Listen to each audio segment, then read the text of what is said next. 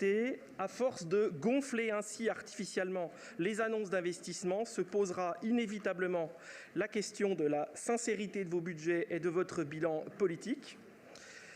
En conclusion, le message renvoyé par le compte administratif 2022 est très sévère, en plus d'une politique clivante et très idéologique. J'y reviendrai dans une seconde intervention.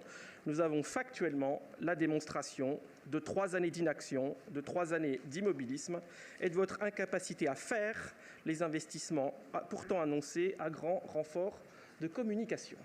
Merci. Pascal Miret. Oui, c'était quand même juste pour compléter par rapport aussi aux propos de Claudine Collet. Je pense que même au bout de notre mandat, on n'aura même pas assez d'argent pour faire tout ce qui est déjà engagé. Donc effectivement, il y a un décalage entre ce qui est réalisé et engagé, puisque je vais vous donner l'exemple de l'école Bouloche. Les travaux sont terminés, mais il y a encore au moins 2 ans avant de dire que c'est réalisé. Tant que les dernières factures ne sont pas arrivées, on ne peut pas dire que c'est réalisé. Donc il y a un décalage. Nous, quand on est arrivé, il y a forcément eu besoin d'un temps de programmation des travaux. Mais je peux vous assurer que même là, il y a des écoles qu'on ne pourra pas faire à la hauteur de ces 60 millions et des crèches qu'on ne pourra pas faire. Donc, ne vous inquiétez pas, même l'argent, on en voudrait même davantage.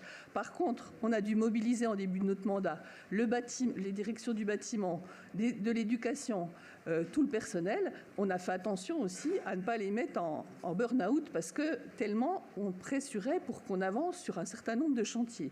Donc, je voulais juste dire qu'en tout cas, en ce qui concerne le plan école, on ira.